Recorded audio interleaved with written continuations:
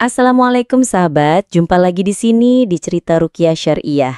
Sebelum kita dengarkan cerita, ada baiknya subscribe, like, share, dan komen dulu agar saya tambah bersemangat berceritanya. Saya menikah dengan pria yang tak pernah bisa saya sentuh saat azan berkumandang. Pernikahan kami berlangsung sederhana, hanya dihadiri keluarga dekat dan beberapa tetangga. Tapi sejak awal, ada sesuatu yang terasa tidak beres. Wajahnya tenang, terlalu tenang. Matanya tajam, tapi kosong. Ia jarang bicara, dan ketika bicara, suaranya seperti bergema, datar, tanpa emosi. Malam pertama kami bukan seperti yang dibayangkan banyak orang. Ia hanya duduk di tepi ranjang, memandangi saya tanpa berkata sepatah kata pun. Ketika saya mencoba mendekat, ia menjauh. Dan saat azan subuh berkumandang dari masjid dekat rumah, tubuhnya gemetar. Ia langsung keluar kamar, meninggalkan saya dalam kebingungan dan ketakutan. Hari-hari berikutnya penuh keanehan. Ia tak pernah sholat. Setiap kali saya mengajaknya, ia hanya tersenyum tipis dan berkata, "Tuhan tahu isi hati." Ia tak pernah makan bersama. Makanan yang saya siapkan selalu utuh, tak tersentuh. Tapi anehnya, saya tak pernah melihatnya lapar. Saya mulai bertanya-tanya, siapa sebenarnya pria yang saya nikahi? Tetangga mulai berbisik. "Suamimu jarang terlihat di siang hari," kata Bu Sari, ibu pemilik warung. "Dia hanya keluar malam dan itu pun diam-diam." Saya mencoba menyangkal, tapi dalam hati saya tahu ada sesuatu yang tidak wajar. Puncaknya terjadi saat saya menemukan suami saya berdiri di ruang tamu, tengah malam, berbicara sendiri. Bahasa yang ia gunakan bukan bahasa manusia. Kata-katanya terdengar seperti desisan, kadang seperti suara binatang. Saya memanggilnya tapi ia tak menoleh. Matanya hitam pekat dan kulitnya tampak lebih pucat dari biasanya. Saya mulai bermimpi buruk. Dalam mimpi itu, saya melihat suami saya berubah wujud menjadi makhluk tinggi, kurus, dengan mata merah menyala. Ia memeluk saya, tapi tubuhnya dingin seperti es. Saya terbangun dengan tubuh basah oleh keringat dan jantung berdebar kencang. Saya mencoba mencari jawaban. Saya membuka Al-Quran dan mulai membaca ayat-ayat ruqyah. Tapi setiap kali saya membaca, suami saya menghilang dari rumah. Ia baru kembali saat saya tertidur. Dan ketika saya bertanya kemana ia pergi, jawabnya selalu sama. "Aku hanya berjalan-jalan." Pernikahan kami berjalan 3 bulan, tapi rasanya seperti 3 tahun dalam kegelapan. Saya merasa hidup bersama bayangan, bukan manusia. Dan dalam hati kecil saya, mulai tumbuh ketakutan. Apakah saya menikah dengan jin? Saya hidup bersama sosok yang tak pernah tidur, tak pernah makan, dan tak pernah marah. 3 tahun berlalu, tapi rasanya seperti berjalan dalam kabut. Suami saya tetap sama, tenang, terlalu tenang. Ia tak pernah menunjukkan emosi, tak pernah marah, tak pernah tertawa.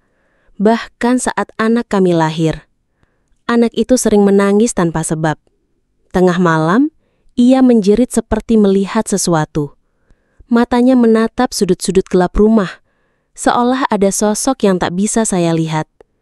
Saya membawanya ke dokter, tapi hasilnya selalu sama. Anak ibu sehat, tidak ada masalah. Namun saya tahu, ada yang salah. Setiap malam Jumat, rumah kami dipenuhi aroma busuk. Seperti bangkai yang membusuk, padahal tak ada apapun. Lampu sering mati sendiri. Barang-barang berpindah tempat, dan suara langkah kaki terdengar dari loteng, meski kami tak pernah menyimpan apapun di sana. Saya mulai mencatat kebiasaan suami. Ia tak pernah tidur. Saya pernah pura-pura tidur, lalu mengintip. Ia hanya duduk di ruang tamu, menatap kosong ke arah jendela. Kadang ia berbicara sendiri, dalam bahasa yang tak saya mengerti. Seperti bisikan, kadang seperti suara binatang. Saya mencoba mengajaknya bicara tentang masa lalu, tentang keluarganya, kampung halamannya, tapi ia selalu menghindar.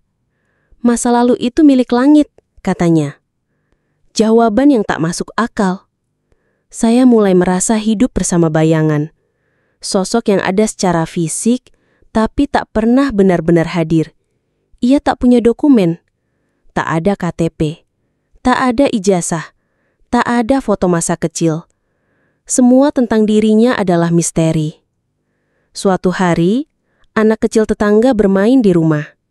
Ia menatap suami saya lama, lalu berkata polos, "Om itu bukan manusia, Tante." Saya terdiam. Anak itu tak tahu apa-apa, tapi kata-katanya menusuk hati saya. Saya mulai bermimpi buruk lagi. Dalam mimpi itu, suami saya berubah menjadi makhluk tinggi, kurus, dengan mata merah menyala. Ia memeluk saya dan berkata, "Kamu milikku, selamanya." Saya terbangun dengan tubuh gemetar dan air mata mengalir. Saya mulai membaca ayat-ayat ruqyah setiap malam. Tapi setiap kali saya membaca, suami saya menghilang. Ia baru kembali saat fajar, dengan wajah yang lebih pucat dan mata yang lebih gelap. Saya merasa terperangkap, hidup bersama sosok yang tak pernah benar-benar hidup. Dan dalam hati saya, mulai tumbuh keyakinan. Saya tidak menikah dengan manusia.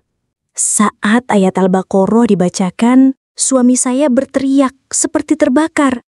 Saya tak sanggup lagi menahan ketakutan. Mimpi buruk datang setiap malam. Anak saya semakin sering sakit, dan suami makin tak bisa diajak bicara. Ia hanya menatap kosong. Kadang tersenyum sendiri, kadang berbicara dalam bahasa yang membuat bulu kuduk saya berdiri. Saya akhirnya mencari bantuan. Seorang ustadz ruqyah yang dikenal di daerah kami bersedia datang. Ia membawa minyak zaitun, air ruqyah, dan mushaf Al-Quran. Sebelum memulai, ia menatap saya dalam-dalam dan berkata, "Apapun yang terjadi nanti, jangan takut. Allah bersama kita." Suami saya duduk di ruang tamu, tenang seperti biasa. Tapi saat Ustadz mulai membaca surah Al-Baqarah, tubuhnya mulai gelisah. Matanya berkedip cepat, lalu menatap tajam ke arah Ustadz. Ketika ayat ke-255, ayat kursi dibacakan, ia berteriak keras. Suara itu bukan suara manusia. Jeritannya seperti suara binatang yang kesakitan. Tubuhnya menggeliat, tangan mencakar lantai, dan mulutnya mengeluarkan busa. Ustadz tetap tenang, melanjutkan bacaan dengan suara lantang. "A'udzu billahi minasyaitonir rajim." Suami saya, atau makhluk di dalam dirinya berteriak, "Berhenti, dia milikku, aku mencintainya." Saya menangis, tubuh saya gemetar. Saya tak tahu harus merasa takut atau marah. Makhluk itu mengaku mencintai saya. Cinta macam apa yang membuat saya hidup dalam ketakutan selama 3 tahun? Ustadz melanjutkan ruqyah. Ia menyiramkan air ruqyah ke tubuh suami saya. Tubuh itu menggeliat seperti terbakar. Bau busuk menyebar di seluruh ruangan. Lampu berkedip. Anak saya menangis histeris di kamar. Makhluk itu mulai bicara. Suaranya berat, seperti berasal dari dalam tanah. Aku sudah bersamanya sejak kecil. Aku membunuh pria yang seharusnya jadi suaminya. Aku mengambil wujudnya. Dia milikku. Saya terdiam. Air mata mengalir deras. Pria yang saya cintai dulu dibunuh. Dan saya menikah dengan jin yang menyamar jadi suami saya. Ustadz menghentikan ruqyah sementara. Ini bukan jin biasa. Dia jatuh cinta padamu dan telah melanggar batas. Kita harus lanjutkan ruqyah di tempat yang lebih aman. Malam itu suami saya menghilang. Tak ada jejak. Pintu depan terbuka dan bau menyengat masih tertinggal. Di loteng, terdengar suara tawa. Pelan, tapi cukup untuk membuat saya tak tidur semalaman. Saya tahu ini belum berakhir. Tapi satu hal sudah pasti, saya pernah hidup bersama jin yang menyamar jadi suami saya.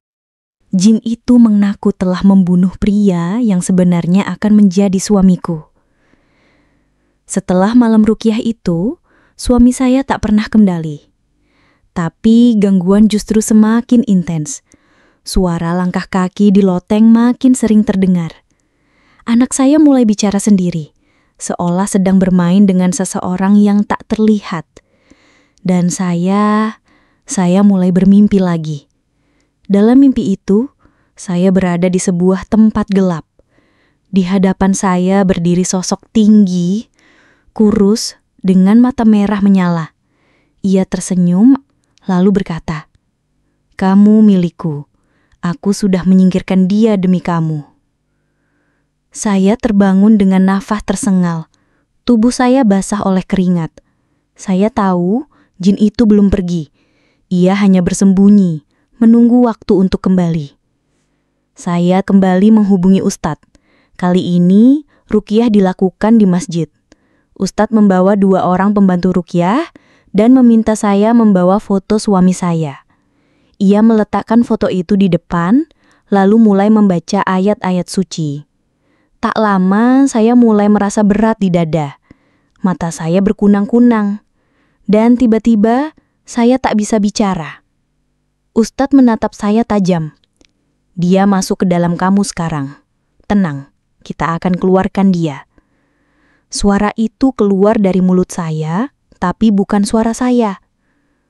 Aku mencintainya. Aku sudah lama mengikutinya. Sejak ia masih kecil.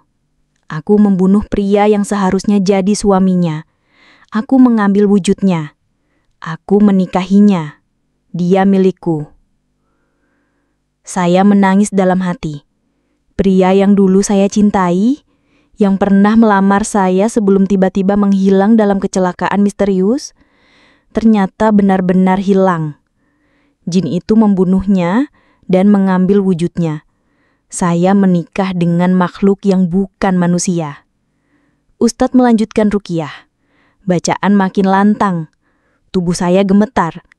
Jin itu mulai berteriak, "Kalian tak bisa memisahkan kami. Aku sudah menyatu dengannya." Tapi ayat-ayat suci membakar. Saya merasa tubuh saya ringan. Suara itu menghilang. Saya menangis keras. Tubuh saya jatuh lemas. Ustadz berkata, "Alhamdulillah, dia keluar. Tapi kamu harus kuat. Ini belum selesai." Saya pulang dengan tubuh lemah dan hati hancur. Saya merasa seperti janda, meski suami saya bukan manusia. Saya kehilangan cinta, kehilangan percaya, kehilangan rasa aman. Tapi saya juga mendapatkan kebenaran. Saya tahu sekarang. Saya pernah hidup bersama jin. Dan cinta itu bukan dari dunia ini. Saya harus menghapus cinta yang tak pernah nyata. Setelah ruqyah terakhir di masjid, tubuh saya terasa ringan. Tapi jiwa saya masih luka. Saya tak lagi diganggu secara fisik. Tapi bayangan masa lalu terus menghantui. Saya pernah mencintai seseorang yang ternyata bukan manusia. Dan cinta itu masih tertinggal di sudut hati saya. Ustadz menyarankan saya untuk melakukan pemurnian spiritual. Setiap malam, saya membaca surah Al-Baqarah, ayat kursi, dan zikir pagi sore. Rumah saya dipenuhi aroma minyak zaitun dan air ruqyah. Saya mengganti semua dekorasi yang pernah dipilih oleh suami saya. Saya ingin menghapus jejaknya, tapi setiap sudut rumah mengingatkan saya padanya. Anak saya mulai membaik. Ia tak lagi menangis di malam hari. Ia tidur lebih tenang dan mulai tersenyum lagi. Saya tahu jin itu sudah pergi, tapi luka yang ia tinggalkan tidak mudah sembuh. Suatu malam, saya bermimpi. Jin itu datang, tapi kali ini ia tak marah. Ia hanya berdiri jauh, menatap saya. "Aku pergi karena kau memilih Caharya," katanya. "Tapi aku akan selalu mengingatmu." Saya terbangun dengan air mata. Bukan karena rindu, tapi karena lega. Saya tahu ini adalah akhir dari kisah yang tak seharusnya terjadi. Saya mulai menulis kisah ini, bukan untuk mencari simpati, tapi sebagai peringatan. Banyak perempuan yang terjebak dalam hubungan yang tak sehat, yang penuh misteri dan ketakutan. Tapi tak semua berani bertanya, apakah dia benar-benar manusia? Saya belajar bahwa cinta harus berpijak pada cahaya, bukan bayangan.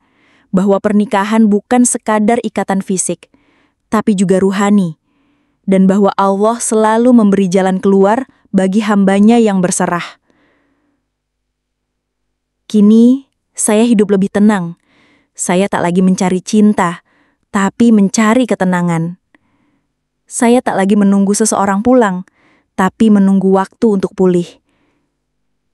Saya pernah mencintai jin, tapi Allah menyelamatkan saya dari cinta yang salah. Dan untuk itu, saya bersyukur.